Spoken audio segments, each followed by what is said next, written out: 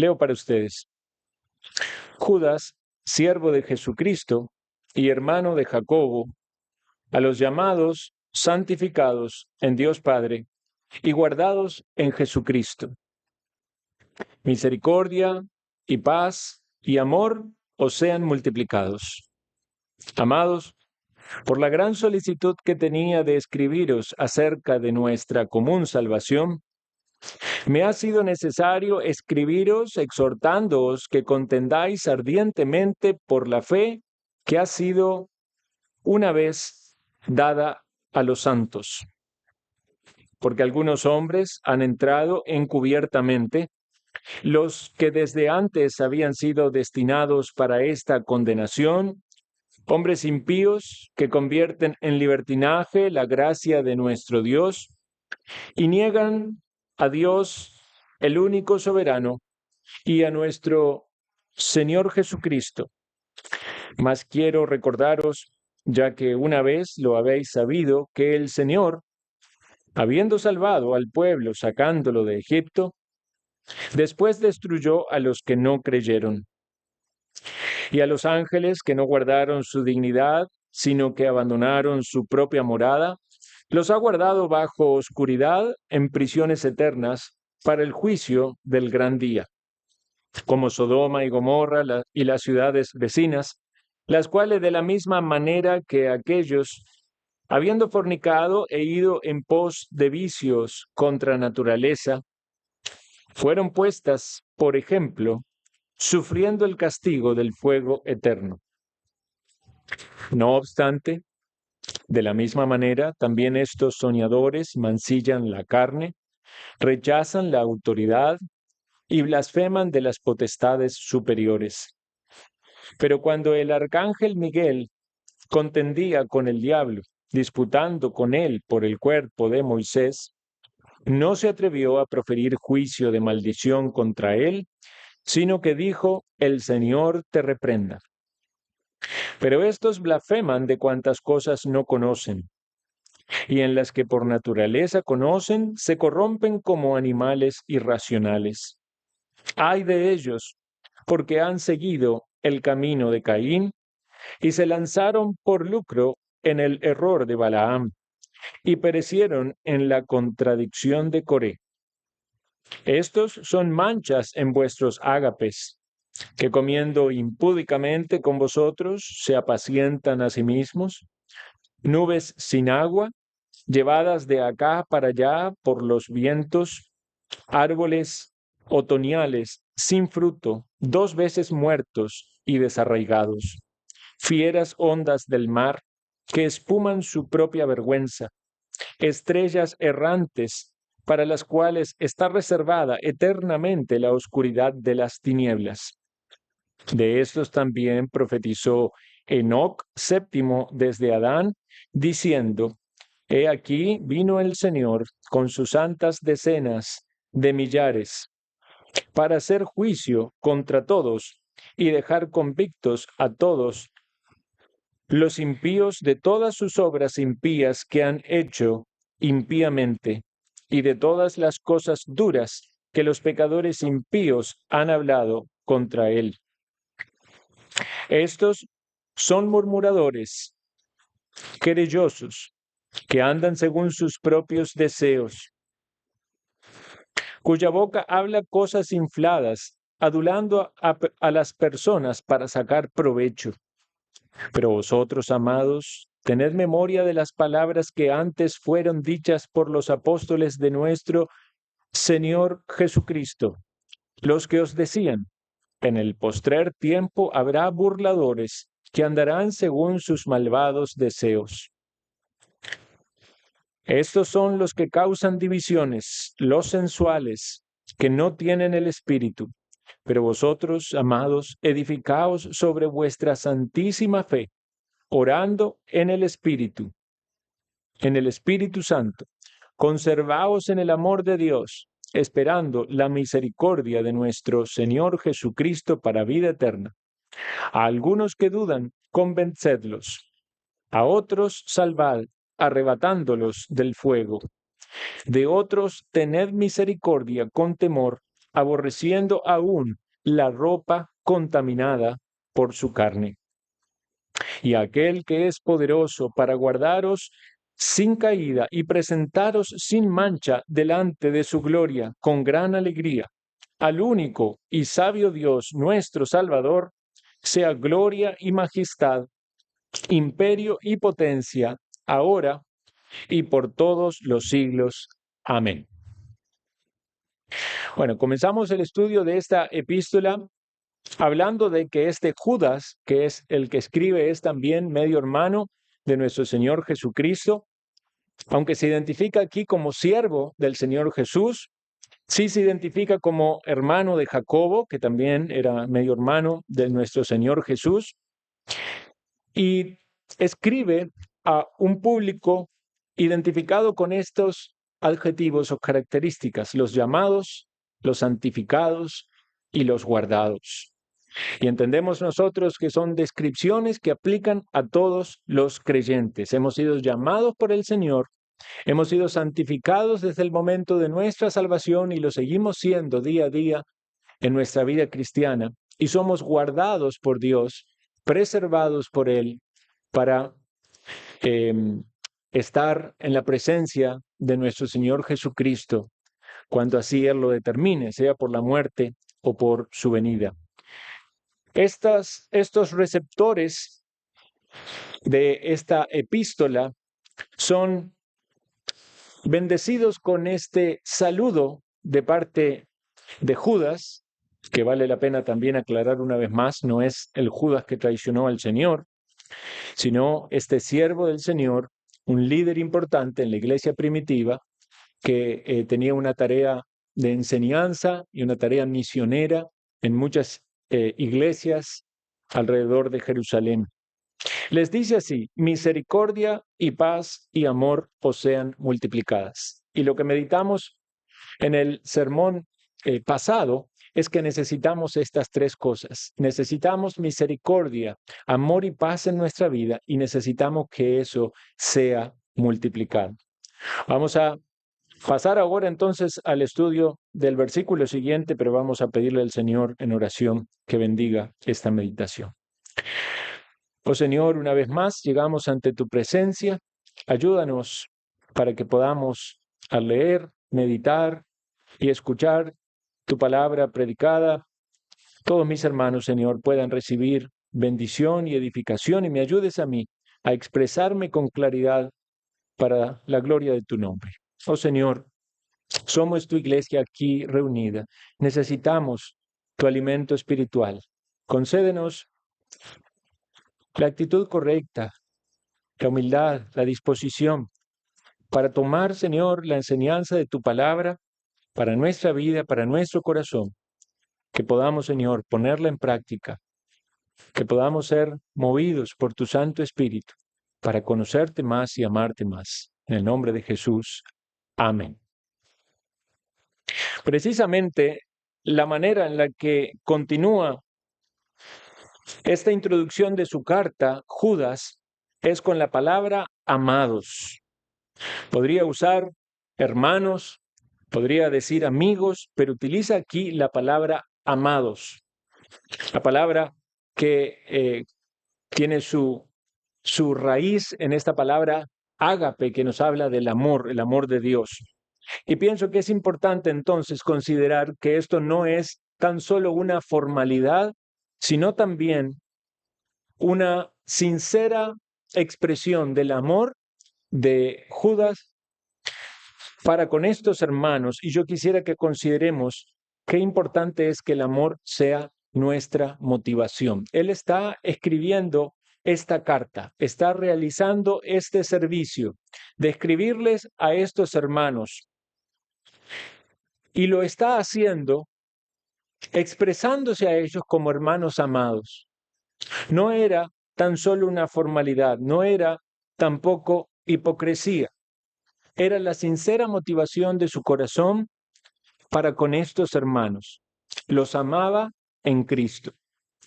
Yo pensaba en el apóstol Pablo, que aún en su ministerio tuvo ciertamente mucha oposición y muchas veces ese amor con que él amó a los hermanos no fue valorado o reconocido. Y pudiera ser que también nosotros viviéramos circunstancias similares. No es difícil amar a los que nos aman. Lo difícil es amar a aquellos que no tienen demostraciones de amor para con nosotros. Pero vean lo que decía Pablo, 2 Corintios 12:15. Y yo con el mayor placer gastaré lo mío, y aún mismo yo me gastaré del todo por amor de vuestras almas, aunque amándoos más, sea amado menos.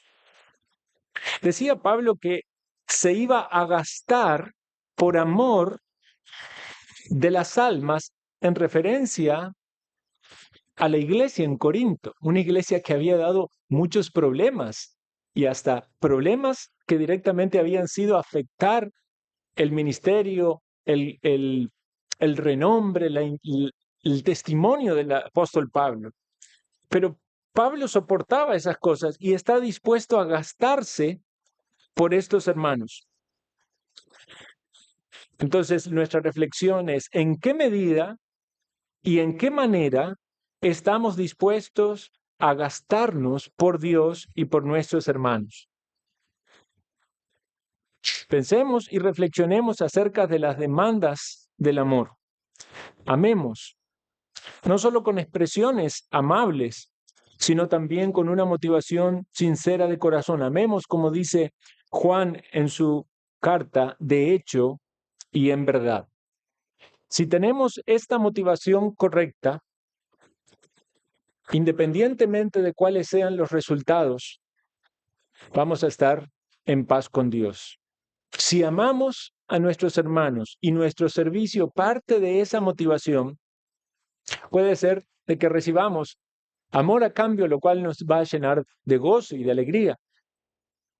Puede ser que quizás no haya una reacción similar, pero estamos dispuestos a hacerlo porque nuestro compromiso principal es con el Señor. Entonces, ¿cómo tomarían los hermanos esta iglesia o este grupo que no podemos identificar porque no está en la carta, que reciben estas palabras de Judas? Bueno, ellos debían tener presente en esto, eran amados. Judas le está escribiendo con esta motivación, que los amaba. Y por amor estaba dispuesto a exhortarles. Vamos a ver en esa palabrita, en este versículo. Fieles son las heridas del que ama. El hecho de amar a una persona no siempre va a ser decirle lo que le agrada o chinearle, ¿verdad? Hacerle cariñito en la espalda y no marcar nada. Muchas veces es necesario confrontar, muchas veces es necesario sí animar, sí consolar, pero es importante que nuestra fidelidad primariamente esté con el Señor y en la expresión de nuestras acciones la motivación sea correcta.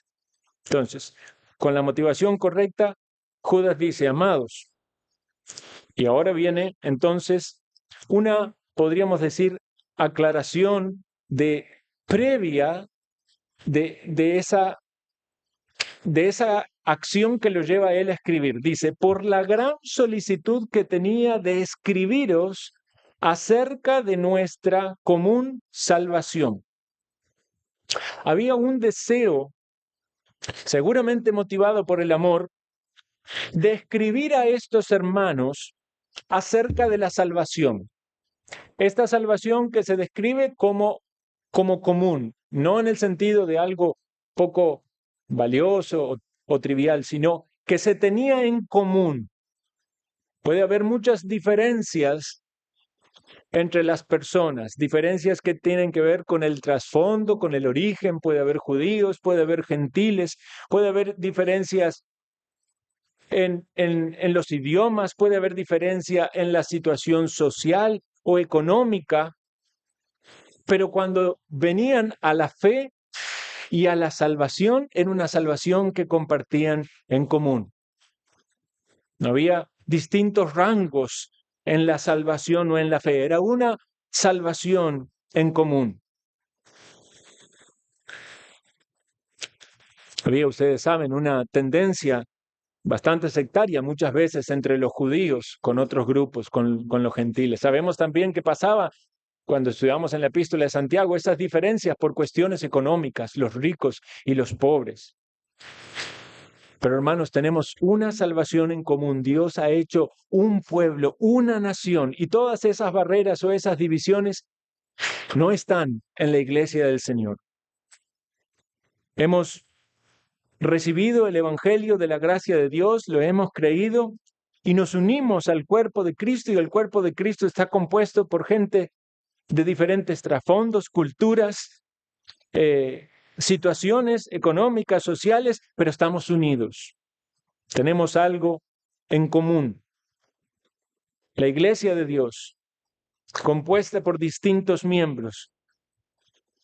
La iglesia universal aún, mucho más, ¿verdad? En su variedad de todos los que le componen. Pero aún en una iglesia local esas expresiones están, personas de distintos pueblos, de distintos trasfondos, de distintas situaciones. Pero nuestra salvación es en común. Esta palabra es koinos, de la cual se deriva otra palabra que conocemos y escuchamos muchas veces, koinonía, que tiene que ver con comunión, una unión en común. Tenemos koinonía porque estamos unidos por Cristo, porque tenemos una salvación en común. Somos una familia, somos un cuerpo, somos un pueblo, somos una nación. Y aquí la aplicación es que tenemos una responsabilidad en medio de la participación. Si usted tiene algo en común con otros y participa en algo, eso también implica responsabilidades. De ahí la importancia de tener una iglesia local, de pertenecer a una, de unirse a una con limpia conciencia, de involucrarse sin reservas, de querer honrar a Dios con nuestros hermanos. ¿Por qué? Porque esta unión no es una unión meramente de voluntades humanas como un club social, que tienen en común que juegan fútbol o tenis. No, tenemos una salvación en común. Tenemos el perdón de nuestros pecados en común. Tenemos un Señor que es el mismo Señor. ¿Tiene usted comunión con sus hermanos en la iglesia local? ¿Ha considerado necesario que su comunión crezca? Hay personas que ven la iglesia local como un lugar donde van para escuchar el sermón y se van y no hay contacto, no hay comunión. Y eso bien pudiera manifestar que realmente no hay una unión espiritual con otros. Pero también puede pasar el creyente en su carencia, en su lucha espiritual, donde necesita avanzar y comprender eso, que debe haber una comunión, un tiempo de compartir, un tiempo de conocerse, porque es precisamente en la dinámica del cuerpo donde Dios opera en los hermanos para nuestras oportunidades de servirle y a la vez de ser edificados, de recibir bendición, nuestros tiempos de charlas, en nuestros tiempos de conocer a nuestros hermanos, de visitarles, de recibirles, de conocer sus necesidades, de orar por ellos, de pensar cómo podemos edificarles, cómo podemos animarles, cómo podemos ayudarles en aquellas cosas que el Señor nos conceda. Nadie, hermanos, que motivado por el amor y con el deseo de servir a Cristo esté en una iglesia local, se va a quedar de brazos cruzados. Nadie que tenga la motivación correcta del amor y que tenga el entendimiento de la importancia de la comunión práctica, porque hay una comunión de fondo que es espiritual, va a decir no tengo en qué servir. El solo hecho de estar en comunión con nuestros hermanos nos abre un montón de oportunidades de servir y ser servidos. Muchas veces se apunta a la necesidad pastoral. Y ciertamente es cierto, el pastor tiene que llamar, que visitar, que aconsejar. Esto es gran parte de la función pastoral, pero también esto es una responsabilidad que todos tenemos en común, como meditamos hace unos días acerca de las responsabilidades de los unos a los otros, de aportar con nuestro servicio a la edificación de nuestros hermanos, o incluso podríamos decir ganar a otros para que se unan a esta común salvación. ¿Por qué Judas tenía este celo, esta disposición, esta solicitud? Porque por amor quería edificar a los hermanos, conforme a los dones y al llamado que él había tenido. Como dijimos en su momento, él no había sido un apóstol, pero era un siervo del Señor. Y ejerció sus dones y sus capacidades de liderazgo para cumplir una función importante y significativa en la iglesia del Señor. Que del mismo modo el Señor nos mueva a nosotros como iglesia local, cada uno según los dones, las capacidades y las oportunidades, para que tengamos el mismo celo, la misma solicitud y el deseo de servir a otros. Quizás el hecho de compararnos con estos autores bíblicos nos puede desanimar un poco, pero debemos aplicar a nuestro contexto. Quizás usted no escriba una epístola, pero Dios le puede utilizar en una manera parecida para cumplir el mismo propósito por el cual utilizó a Judas. Y a continuación se plantea específicamente el propósito de la carta. Independientemente de todos los temas que estuvieran en la mente de Judas para edificar, es notorio que hay un tema prioritario, hay una urgencia que atender y debe hacerlo con prontitud, porque si no lo hace, el problema que se presentaría iba a ser mucho mayor. Es posible que Judas haya cambiado su enfoque. Esta solicitud o esta manera de expresar acerca de la solicitud de escribir nos hace pensar en que él tenía otra cosa en mente, posiblemente algún tema doctrinal. Pero en esta carta, no sabemos si habrá habido otra carta que finalmente fue con otro tema.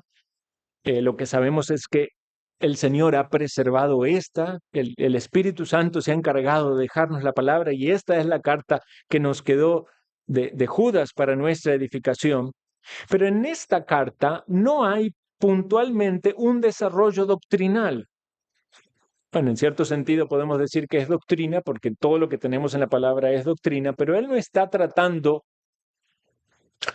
doctrinas, desarrollando doctrinas como lo hace el apóstol Pablo, la justificación, la salvación por la fe. No hay un tratado doctrinal. Hay palabras de exhortación.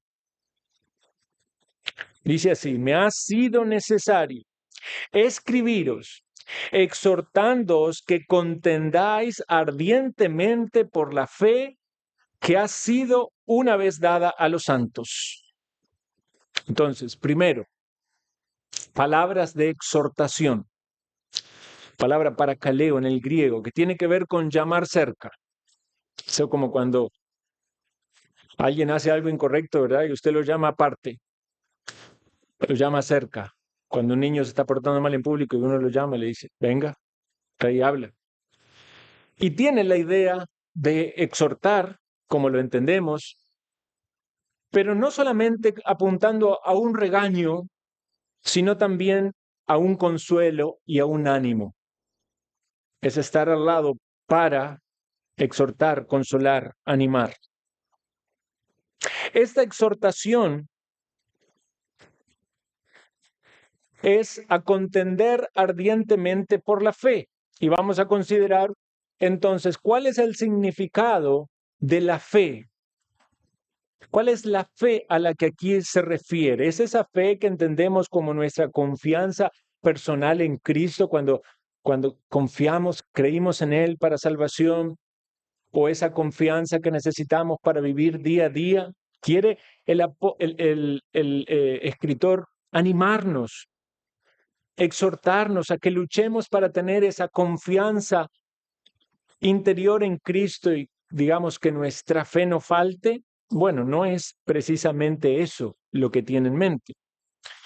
La palabra fe puede referirse en un sentido a esa confianza, pero también puede referirse al cuerpo de doctrina sobre el cual descansa esa confianza.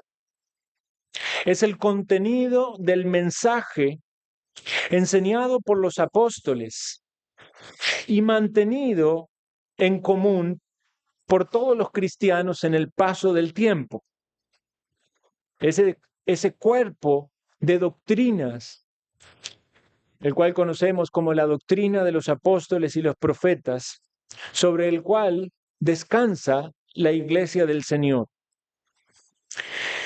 Filipenses capítulo 1, versículo 27, el apóstol Pablo usa una expresión similar cuando le dice a la iglesia en Filipo: solamente que os comportéis como es digno del evangelio, para que, o sea que vaya a veros o esté ausente, oiga de vosotros que estáis firmes en un mismo espíritu, combatiendo unánimes por la fe del evangelio.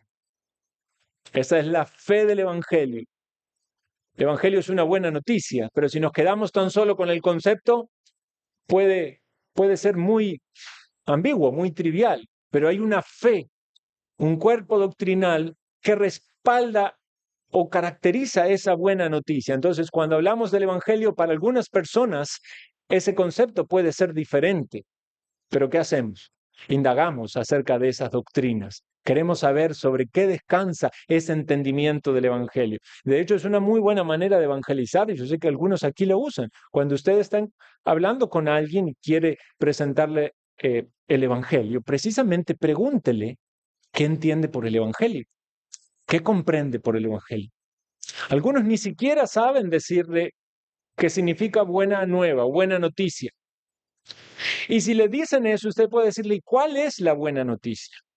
¿Cuál es la buena noticia sobre la cual usted puede tener la claridad de Dios y la seguridad de que tiene salvación?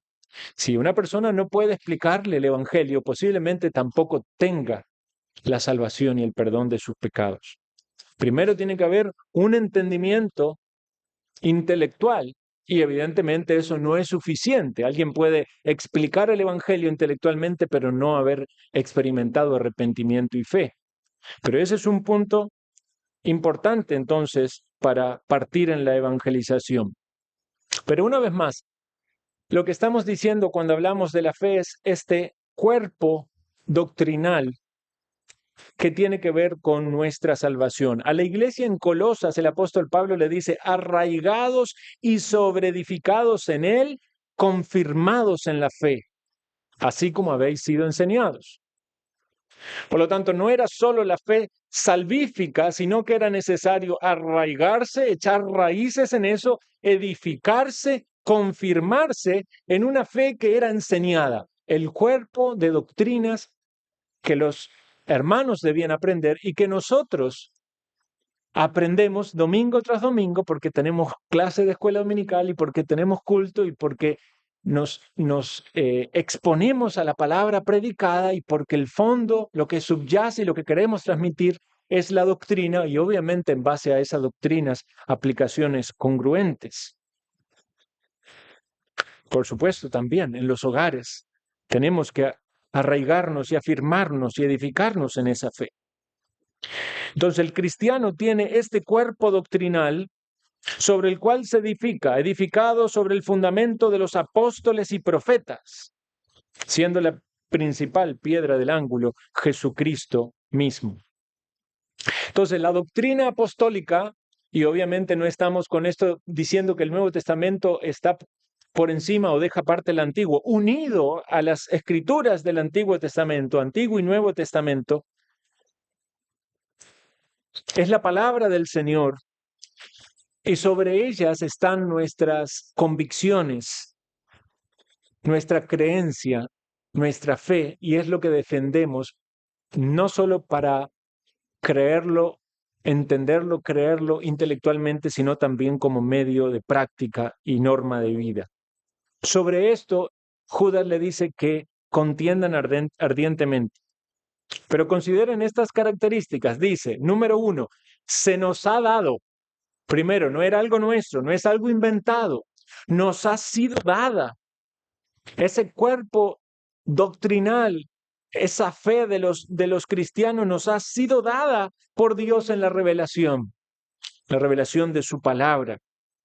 Nos ha sido dada, dice, una vez, lo cual nos debería afirmar en la importancia de la suficiencia de las Escrituras. No es esto algo que se sigue dando. Algunos no entienden esto y tropiezan esperando nuevas revelaciones del Señor, nuevas palabras, y andan confiando en estas revelaciones privadas, independientes, y entonces la gente va poniendo su confianza y en su fe en lo que le diga fulanito o menganito que Dios le dijo. No, ha sido dada una vez.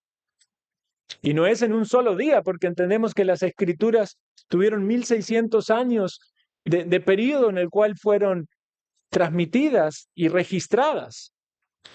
Pero ese testimonio, esa fe, ese cuerpo doctrinal ha sido dado a los santos una vez. Y dice que ha sido dado a los santos. Entonces, en tercer lugar, es el pueblo receptor. Nosotros somos los que hemos recibido eso. No son los sabios de este mundo, no son los eruditos de este mundo, no es la academia, son los santos, son los creyentes los que hemos recibido estas instrucciones para que las guardemos, para que las creamos, para que las vivamos y para que las defendamos. Y aquí es donde debemos entonces poner este énfasis de contender ardientemente. Es interesante que en el original es solo una palabra. En los términos más energéticos posibles, lo que les dice Judas es que luchen, que se esfuercen, que combatan por la verdad, tal como había sido dada a los apóstoles, porque ellos también fueron receptores, aprendieron del Señor Jesús o por la revelación del Espíritu Santo. Epagonizomai es la palabra en el griego que nos puede sonar a la palabra agonía. De hecho, tiene esa misma raíz. Epagonizomai significa literalmente agonizar sobre. Tiene la idea de disputar, la idea de contender. Describe los esfuerzos de un atleta por ganar una competición en particular. Se podía usar para aquellos que corrían, para el que lanzaba una jabalina, un disco, cualquier deporte. Un atleta que está verdaderamente dedicado y centrado en ganar cada onza de su fuerza para salir victorioso. Y podríamos aquí trazar un paralelo con el lenguaje que el apóstol Pablo utiliza en términos de competencia o de batalla, cuando dice, 1 Corintios 9:25, todo aquel que lucha de todo se abstiene, ello es la verdad para recibir una corona corruptible, pero nosotros una incorruptible.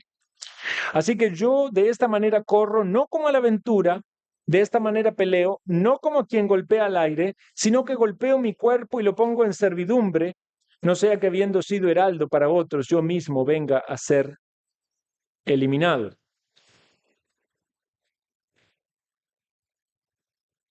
Pablo lo utiliza en relación con la batalla en contra de su cuerpo. Judas lo utiliza para demostrar cómo debemos esforzarnos por mantener la verdad pura en nuestras convicciones, en nuestra práctica y a su vez defenderla. Sugiere la idea de una persona que se esfuerza al máximo para garantizar la pureza de la fe o de este cuerpo doctrinal, tanto en sus principios como en sus prácticas. Y esta lucha es dolorosa, es dura, incluso en algunos casos mortal. Pensemos nada más las situaciones de Pablo discutiendo con los judíos acerca de la fe, al punto tal de que ellos estaban dispuestos a darle muerte. Pero es una lucha muy importante para nosotros y para la iglesia del Señor. Judas también afirma que en este versículo que la verdad que necesitamos para la salvación, como dijimos, fue dada una vez y para siempre. Es la verdad dada, es todo, no hay más revelación, no hay evolución de la verdad. Ahora, tenemos dos preguntas que responder. La primera es, ¿cómo podemos contender ardientemente por la fe? Pero quisiera antes que consideremos lo opuesto. ¿Cómo no debemos contender ardientemente por la fe? ¿O qué cosas pueden confundirse pensando que es contender ardientemente por la fe cuando en realidad no lo es? Hermanos, cuando hablamos de esto, no debemos pensar que contender ardientemente por la fe es meterse en grandes discusiones doctrinales de una forma inmadura, como muchas veces sucede en las redes sociales, donde alguien quizás tiene algún entendimiento particular de una doctrina y lo utiliza para guerrear con todo aquel que piensa diferente. Y todos sabemos de esto, ¿verdad? Porque nosotros que sostenemos ciertas convicciones de la reforma protestante y de la doctrina del calvinismo, pero sabemos cuánto mal ha hecho a muchos el hecho de tomar una de estas doctrinas y empezar a generar polémicas y discusiones, y eso hace mucha manifestación de inmadurez y de la carne. Eso no es contender ardientemente por la fe. Hoy en día está muy de moda esto de los apologistas. Entonces sale un nuevo apologista allí en YouTube que lo que quiere en realidad tener es algo quizás de fama o de popularidad y empieza a armar debates y discusiones. Eso no es contender por la fe. Tampoco confundir doctrinas y hacer de algunas doctrinas que quizás no son fundamentales y un motivo por el cual hacer divisiones entre los cristianos, tomarlas para guerrear contra todo aquel que no piensa exactamente igual que uno. En lugar de estar contendiendo ardientemente por la fe que nos habla de la unidad, lo que estamos haciendo es traer divisiones a la iglesia del Señor. Y esta es una característica de los falsos maestros. No se debe utilizar la palabra del Señor, incluso para traer juicios despiadados, quizás sobre los incrédulos, por querer demostrar ese conocimiento o esa dureza, no apelar a un llamado misericordioso. Sí, es verdad, la palabra es dura con los incrédulos y muchas veces es necesario que esa confrontación venga, pero ¿es esa la regla con todos? ¿Son todas imprecaciones del juicio venidero o va a haber también un esfuerzo no solamente intelectual, sino de las actitudes para ganar a los perdidos, para mostrarles con sinceridad y con amor que queremos que ellos entiendan la verdad, que comprendan la doctrina? Podríamos mencionar algunas cosas más, pero básicamente eso no es contender ardientemente por la fe. ¿Qué es contender ardientemente por la fe? Es estar firme en la sana doctrina y es no tolerar a aquellos que son falsos profetas o falsos maestros. Básicamente, estar firme en la sana doctrina y no darle lugar ni tolerar a los falsos maestros y a los falsos profetas, que esto es el enfoque principal de lo que Judas quiere escribir. Él lo que hace es describir la vida de los falsos maestros. Y quisiera compartir entonces con ustedes 3 características que debemos tener presentes si queremos hacerlo bien, si queremos contender ardientemente por la fe. Lo primero es la importancia de una actitud correcta. El celo por la verdad debería mantenernos humildes, conscientes de que la revelación que Dios nos ha dado ha sido por pura gracia y no hay mérito alguno en nosotros. Dice la Escritura en los Evangelios, Mateo 11:25, en aquel tiempo, respondiendo Jesús dijo, Padre, te alabo, Señor del cielo y de la tierra, porque escondiste estas cosas de los sabios y de los entendidos y las revelaste a los niños. Sí, Padre, porque así te agradó. Todas las cosas me fueron entregadas por mi Padre, y nadie conoce al Hijo sino el Padre, ni al Padre conoce alguno sino el Hijo, y aquel a quien el Hijo lo quiera revelar.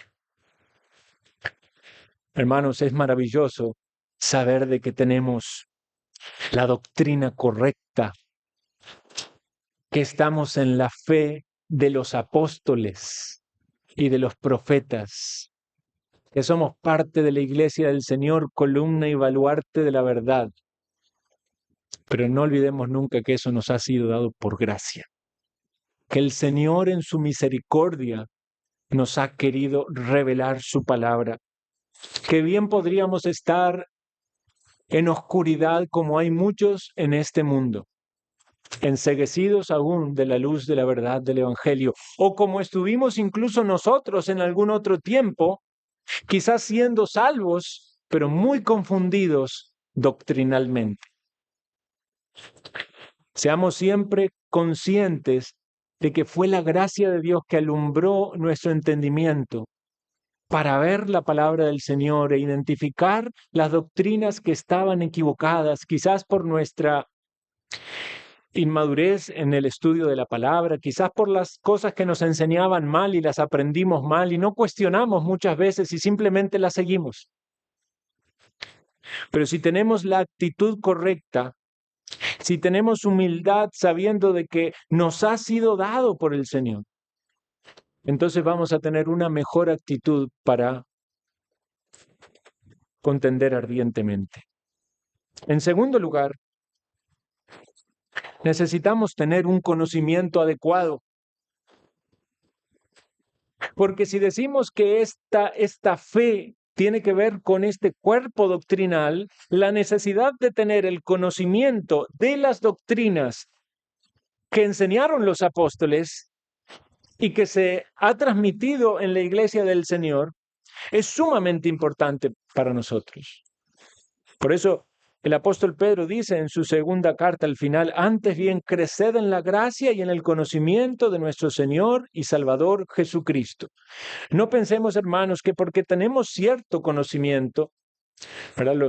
Los reformados, las iglesias reformadas o bautistas reformados, quizás son conocidos aún dentro del mundo evangélico, ¿verdad? Quizás otras iglesias pueden opinar y decir, sí, estudian mucho. Estudian más que los pentecostales, ¿verdad? Leen libros.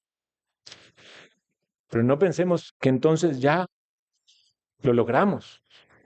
Tenemos que seguir creciendo en la gracia y en el conocimiento de nuestro Salvador, con la humildad que era requerido de tener la actitud correcta. Si hemos de contender ardientemente por la fe, necesitamos conocer la doctrina. Y quizás no deberíamos aún jactarnos mucho, porque ciertamente necesitamos aún conocer muchas cosas. Necesitamos profundizar en las doctrinas que se nos enseñan en la palabra, o podemos decir en la confesión, que tenemos ese resumen, ese cuerpo de doctrina que se enseña domingo a domingo en la escuela dominical. Porque es importante que usted venga a la iglesia, que esté en cada una de las reuniones, porque le queremos dar a la palabra de Dios el lugar correcto. Y queremos crecer en el conocimiento del Señor y queremos afirmar nuestra fe en ese cuerpo doctrinal, no solo aprender para nosotros mismos, sino también para que podamos compartir a otro. Y créame esto, y usted lo sabe, cuando usted aprende porque lo necesita transmitir, va a tener una mejor actitud para aprender. Si usted viene aquí solo porque si tengo que venir a la reunión, de ahí hay que ver lo que dan. Pero si su mentalidad fuera, voy a ir a aprender la confesión porque después yo le voy a transmitir a otro lo que el hermano Esron hoy enseñó acerca de la cena del Señor, su actitud va a ser diferente. Usted va a querer retener y va a querer entender y va a querer también poner en práctica para que pueda hablar con una limpia conciencia a otros.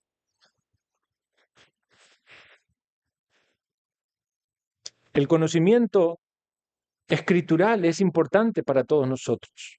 Parte de algo tan básico como que leamos toda la Biblia, hermanos. ¿Algunos de ustedes luchan con su lectura bíblica? Debería ser una práctica de cada creyente, de tapa a tapa, o como usted quiera, cronológicamente, o por el libro que más le gusta, pero no evite leer algo de la palabra. Leamos todo el consejo de Dios, metámoslo en nuestra mente, en nuestro corazón. Necesitamos eso. ¿No le ha pasado a usted decir, ya leí tantas veces la Biblia y ve ese versículo? Parece que lo leo por primera vez. Necesitamos leer la palabra de Dios, es palabra viva. Y no se quede con dudas, porque necesitamos estudiar también la Biblia. Profundice, pregunte, busque en libros, abra un diccionario bíblico, trate de comprender, agarre una teología sistemática, avancemos en el conocimiento de la palabra de Dios. Sí, es cierto, debemos ser conscientes de esto. La iglesia no es un seminario. No todos los que están aquí van a leer los grandes autores de la teología, ni van a profundizar de la misma manera o intensidad.